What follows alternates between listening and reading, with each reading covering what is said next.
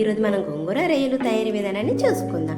First పసుపు, ఉప్పు, కారం తీసుకొని ఒక 1/2 కేజీ రొయ్యల్ని బాగా కడిగి పక్కన పెట్టుకో. అది ఒక బాణీలో ఆయిల్ వేసుకొని ఈ రొయ్యల్ని అందులో వేసి బాగా ఫ్రై చేసేయాలి.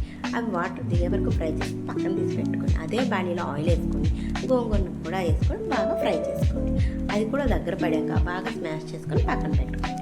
ఇప్పుడు అదే బాణీలో బిర్యానీ స్పైసెస్ కొద్దిగా, అలాగే ఆనియన్స్ ఒక 4 పచ్చిమిర్చి చేసుకొని అవి కూడా బాగా ఫ్రై చేసుకోండి. అవి కూడా గోల్డెన్ కలర్ వచ్చేంత వరకు ఫ్రై చేసుకొని అందులోనే కొద్దిగా అల్లం వెల్లుల్లి పేస్ట్ని కూడా యాడ్ చేసుకోండి.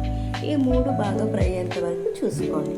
ఇవి బాగా ఫ్రై అయినాక మనం ఆల్రెడీ ఫ్రై చేసుకున్న రొయ్యలు ఉన్నాయి కదండి, వాటిని తీసి ఇందులో యాడ్ చేసేయండి. ఇప్పుడు వీటన్నిటిని కూడా బాగా కలపండి.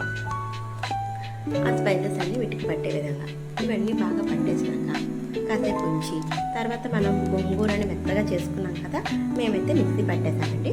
సో దాన్ని తీసుకొచ్చి ఈ రొయ్యల్లోనే వేసేయండి. ఇప్పుడు వీటన్నిటిని కూడా బాగా కలపండి. బాగా కలిపేకి ఒక 10 మినిట్స్ ఉంచినాక మనకి రుచికి తగ్గట్టు కాస్త సాల్ట్, కారం, గరం మసాలా మనం ఆల్రెడీ వేసాము కారం అవన్నీ, మరి కొద్దిగా టేస్ట్ తగినంత వేసుకోండి. ఇలా వేసుకొని బాగా కలియబెట్టుకోండి. ఇప్పుడు వీటన్నిటిని బాగా కలిపి ఒక 10 మినిట్స్ అట్లా వచ్చేసి ఆ తర్వాత మనకి ఎంత కావాలో అంత క్వాంటిటీలో చాలా తక్కువలో దగ్గర గ్రేవీగా ఉండేటట్టే చూసుకోండి. మరీ దీనిగా ఉండకుండా. మేము కూడా అలానే ట్రై చేసాము. ఈ ఫుడ్ అయితే చాలా ఎమ్మీగా వచ్చింది. మీరు కూడా డెఫినెట్గా ట్రై చేయండి. సో మేము కూడా అలానే వాటర్ వేసుకున్నాము. అలాగే చూడండి, చాలా తొందరగానే దగ్గర పడిపోయింది.